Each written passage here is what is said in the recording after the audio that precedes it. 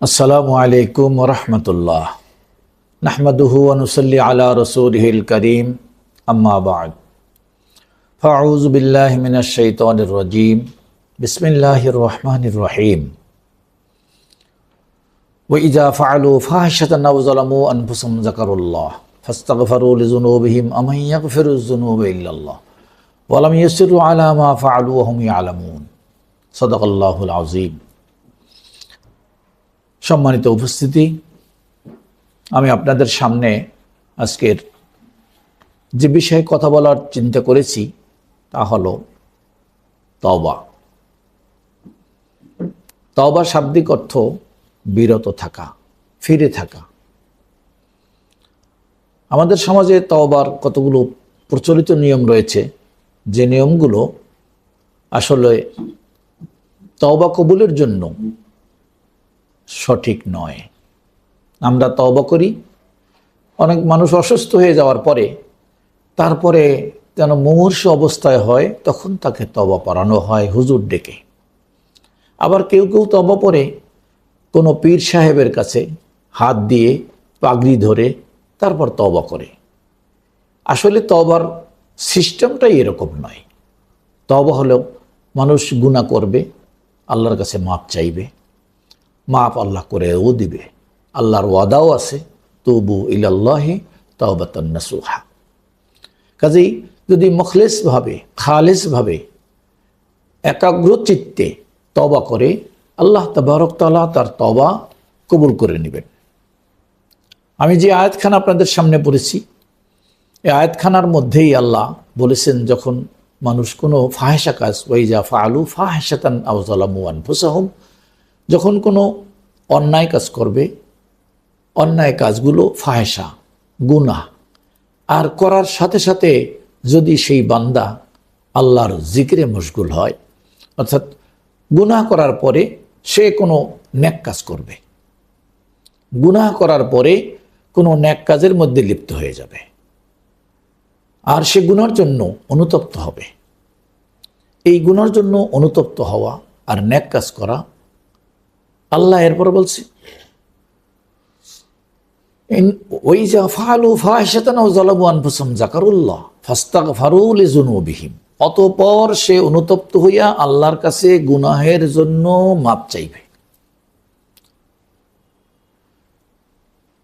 এই মাপ চাওয়াটা, অনুতপ্ত হয়ে মাপ চাওয়াটা, এমনভাবে মাপ চাইতে হবে যে আল্লাহ রব্বুল আলামিনই একমাত্র মাফ করার মালিক, তিনি ছাড়া আর কেউ মাফ করার ক্ষমতাও রাখে না। সেই অবস্থায় মাফ করার জন্য আল্লাহর কাছে মাপ চাওয়া, মাপ পাওয়ার জন্য মাপ চাওয়া। আল্লাহ তাবারক তাআলা আমাদেরকে মাফ করে দেবেন এই বিশ্বাস নিয়ে মাপ চাওয়া।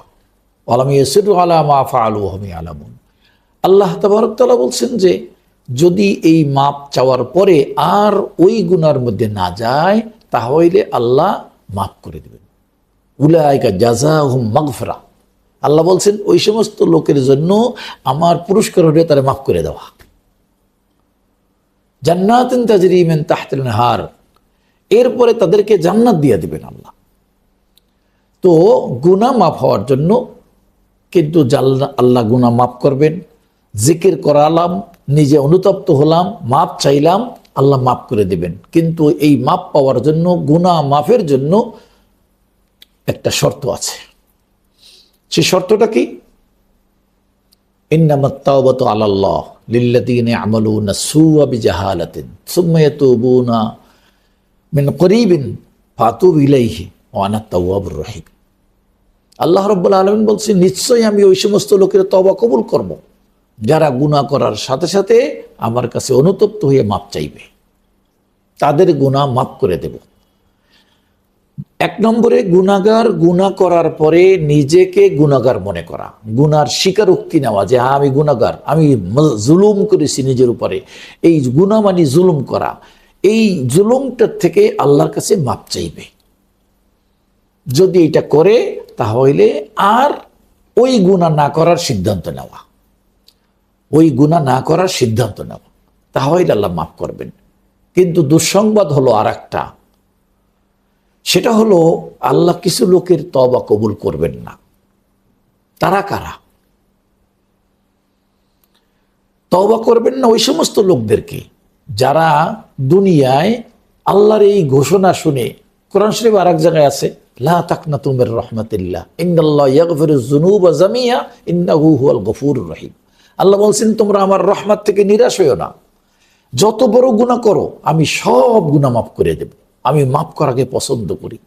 এই আশ্বাস বাণী পেয়ে যখন মানুষ এইরকম যদি কেউ মনে করে আল্লাহ তো মাফ করেই দিবেন, তাহলে গুনাহ করে নেই, এক সময় মৃত্যুর আগে আগে আল্লাহর কাছে মাপ চেয়ে নেব, আল্লাহ মাফ করে দেবেন।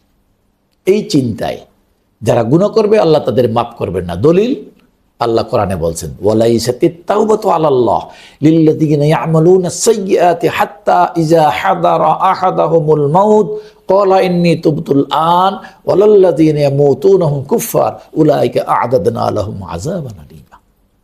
আল্লাহ তাবারক তাআলা বলছেন যে আমি কখনোই না ওই সমস্ত লোকের তওবা কবুলই করব না যারা গুনাহ করে গুনাহ মাপ পাওয়ার আশা নিয়া, যে গুনাহ করতেই আল্লাহ মাফ করে দিবে আর মরার আগে আমি তওবা করে নেব, আল্লাহ তো মাফ করেই দিবে।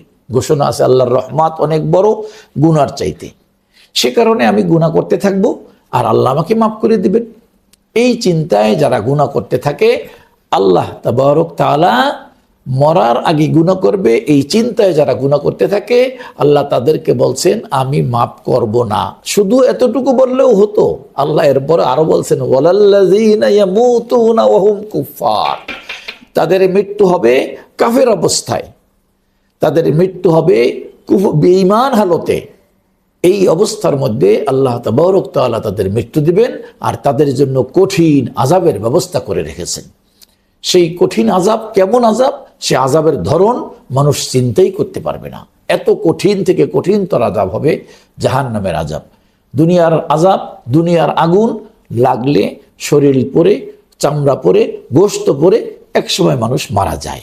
জাহান্নামের আগুনের এমন তাপ যা প্রথমেই কলিজায় হৃদয়ে লেগে যাবে, কিন্তু শরীরের চামড়া পড়বে, গোশত পড়বে, হাড্ডি পড়বে, মগজ পড়বে হাড্ডির মধ্যে, কিন্তু তার মৃত্যু হবে না। এক পাশ দিয়ে পুড়ে শেষ হয়ে যাবে আর এক পাশ দিয়ে আল্লাহ তৈরি করে দেবে। আল্লাহর উদ্দেশ্য তাকে কষ্ট দেওয়া, শাস্তি দেওয়া। সেই জন্য যদি মরেই যায় তাহলে তো আর শাস্তি পাবে না। আল্লাহ তাবারক তাআলা যে মৃত্যু আল্লাহর একটা মাখলুক, সেটা সূরা মুলকের মধ্যে বলছে খলাকাল মাউতা ওয়াল হায়াতা লিয়াবলুয়াকুম আইয়ুকুম আহসানু আমালা।